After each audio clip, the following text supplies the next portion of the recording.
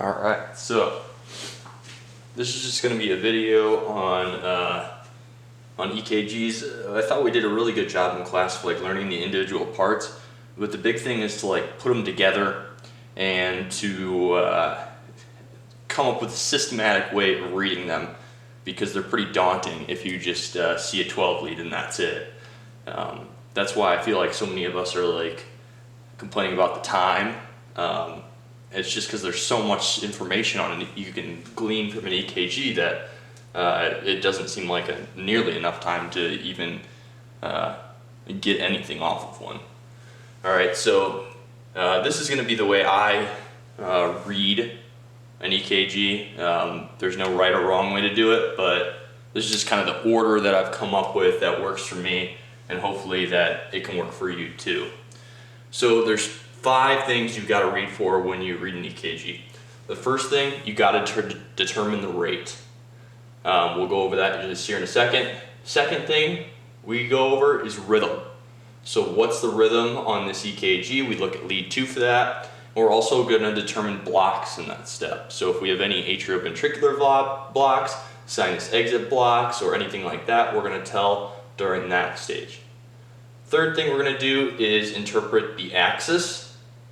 Fourth thing we're going to look for is hypertrophy. And then the fifth thing is infarction. So infarction I'm going to go through in the second video, and rhythm I'm also going to go through in the second video, but I'm going to hit on the blocks right now. Just for the sake of time, keeping it under 20 minutes, because that's what my camera will record. Alright, so the first thing we need to do is we need to determine the rate. So this is going to give us clues to the rhythm, actually. If we have a very fast rhythm, we can narrow it down to a certain subset of arrhythmias or normal sinus tachycardia that it could be. Alright?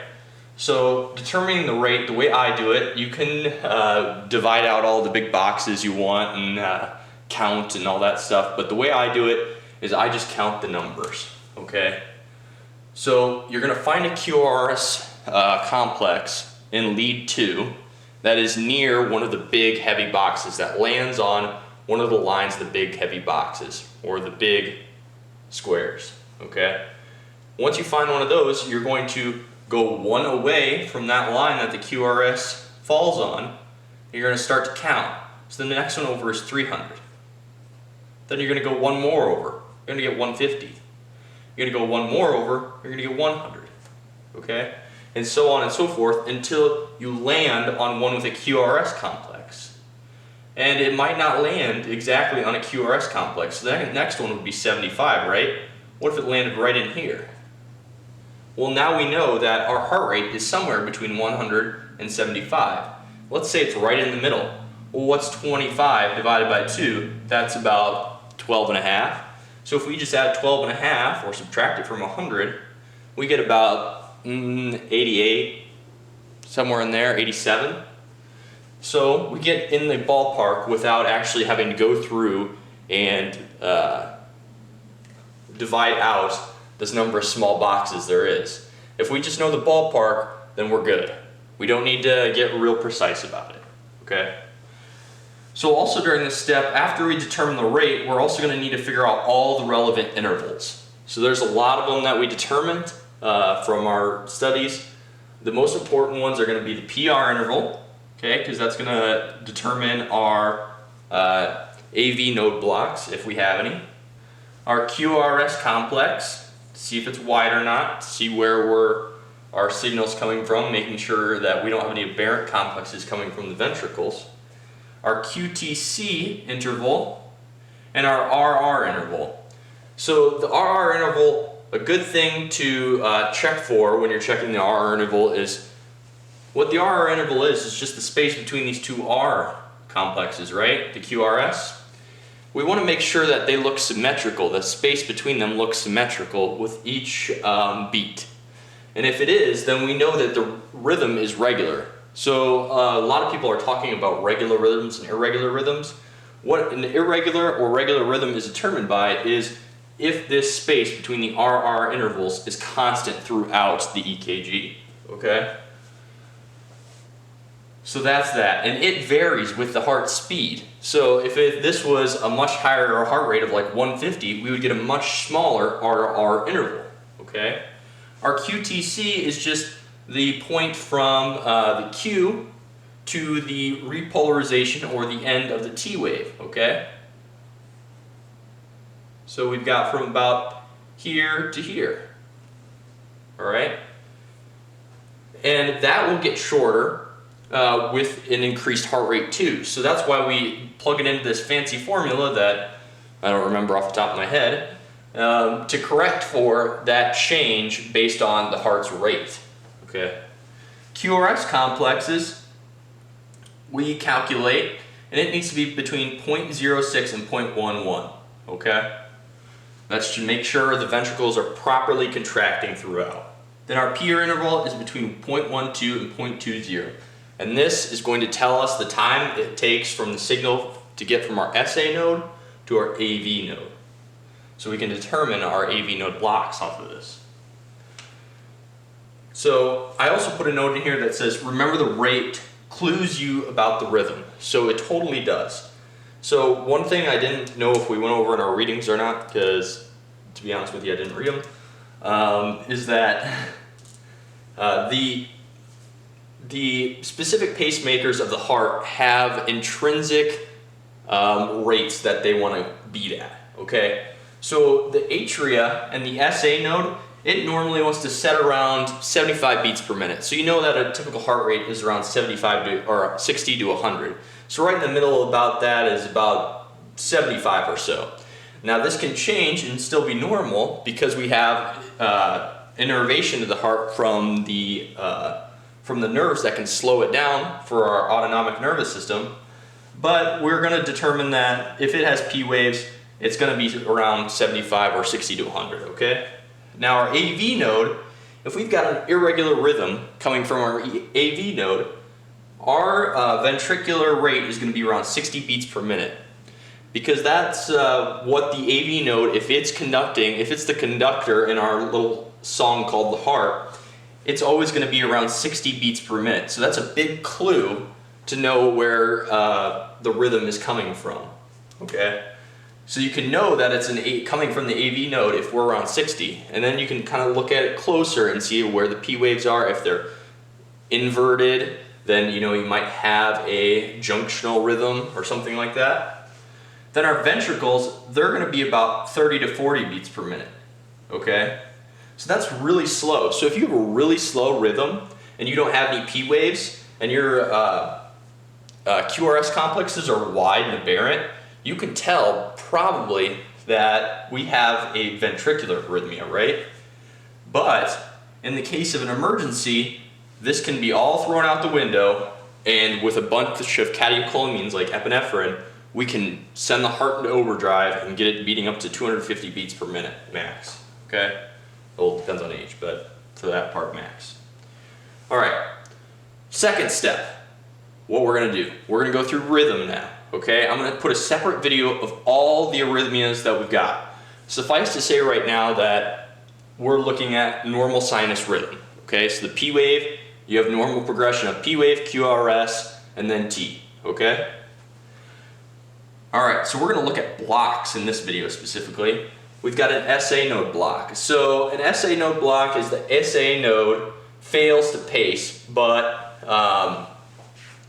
it picks it back up. So what you're gonna get is you're going to get a skipped complex, basically. So you're gonna have a normal R wave progression, or normal PR, QRST progression, let's say like that, and then you're just gonna hold there for a while.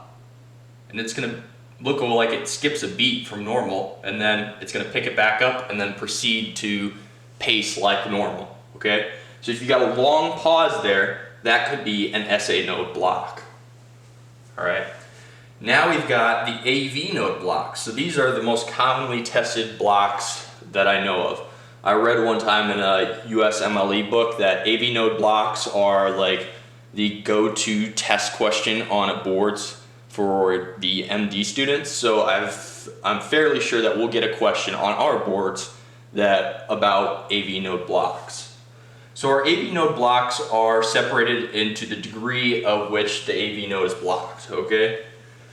So our first AV node block is called our first degree. And our first degree AV node block is very non-specific. So we determined our PR interval. If it is above 0.20 seconds, so that is one big box, then it has a first degree AV node block. The important point to make with this is that it's always going to have a QRS symbol preceding that P wave. It's just going to take longer than normal to get there, okay?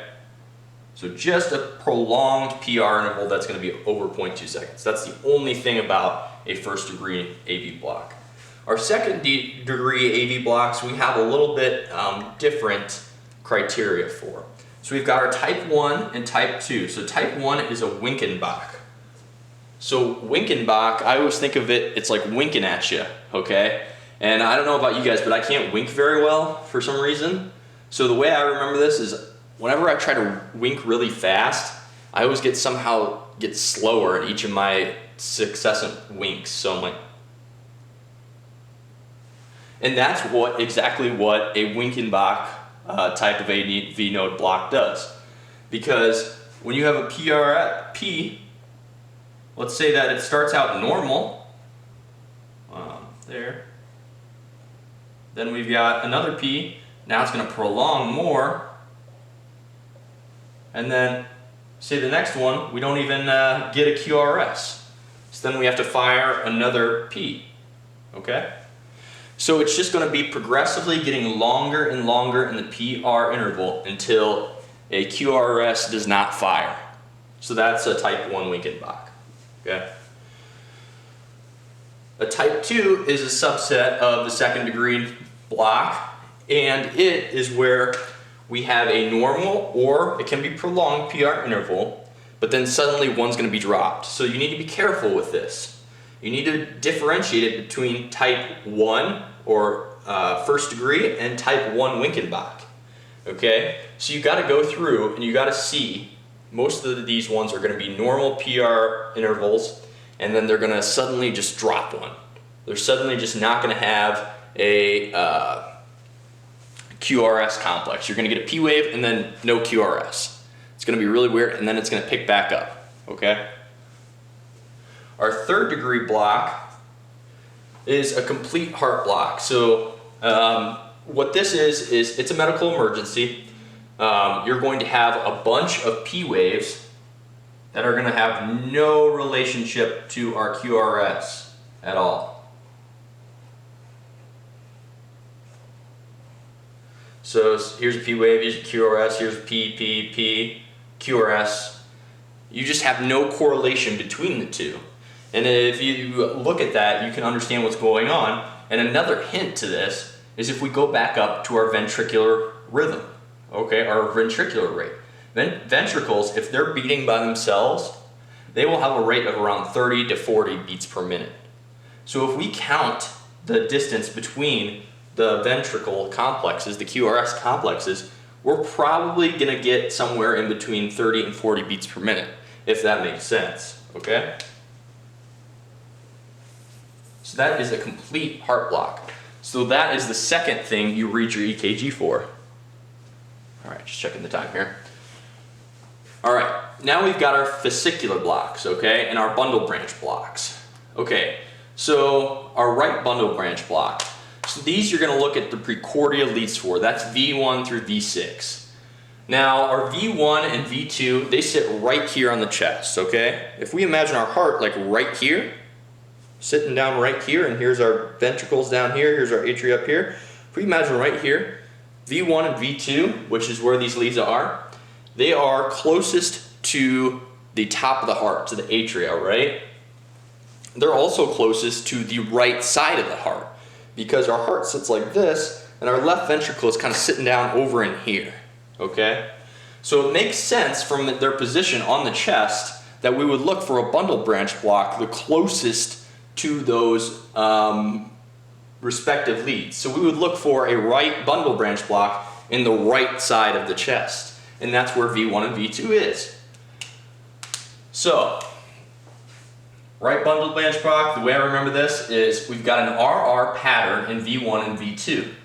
The way I have kind of come up with remembering this in my head is by thinking of the right way to get a right bundle branch block is to walk right through the mountains. I imagine this as a mountain and a valley in between. We're going to walk right through it, right? Okay? Stupid, I know, but it works for me. A left bundle branch block, we're going to look at our leads V5 and V6, which actually sit over here on the chest. So that's closest to the left ventricle, right? We're going to look for an RR pattern, and then we're going to get this high, peaky mountaintop. It looks like an M, a big M, okay? So we can't walk right through this from ground level like we could with a right bundle branch block. So it's obviously going to be our other bundle branch, our left bundle branch that's blocked. And this is just caused by a failure to progress of the electricity through the bundle branches like normal, okay? Now we've got our fascicular blocks. Fascicular blocks, we're going to kind of have to determine our axis for. So we're going to have to kind of skip ahead a little bit, but we'll go through them right now real quick just to keep in order of how we read. So our left anterior fascicular block, we're going to have a slightly prolonged or normal QRS. Okay, most of the time it's going to be normal. We're going to have a left axis deviation of greater than 30 degrees, which we're going to get to how do we determine the axis. We're going to have a QR, which is like this, right here. A kind of small down and a big up, and back down to base again, in leads 1 and AVL. And then we're going to have an RS complex in leads 2, 3, and AVF. Okay, so an RS looks like this. All right. Our left posterior fascicular block, we're going to have a slightly prolonged or normal QRS, and we're going to have a right axis deviation. Okay? So we're going to be off in this area over here. When we do that, we're going to have a QR in the inferior leads, and that's the way I want you to think about them right now, because this is going to be important for reading for infarction later. They're the inferior leads. Just checking my time here. Of 2, 3, and AVF. And then we're going to have RS in our lateral leads, which is also the way I want you to think of these ones because of our infarctions later, of 1 and AVL. You cannot have a left posterior fascicular block or cannot read for it if you have right ventricular hypertrophy. So that's important. We'll get to that later. All right. Axis. Everybody has problems with axis. I have problems with axis. Jeez. You know, it's just one of those things that's tough. But the way I found out how to do this well, if it makes sense, which I think I'm going to stop here and then record another video because my camera only lets me record 20 minutes of video at a time here. So hold on for just a second. I'm going to post part 2.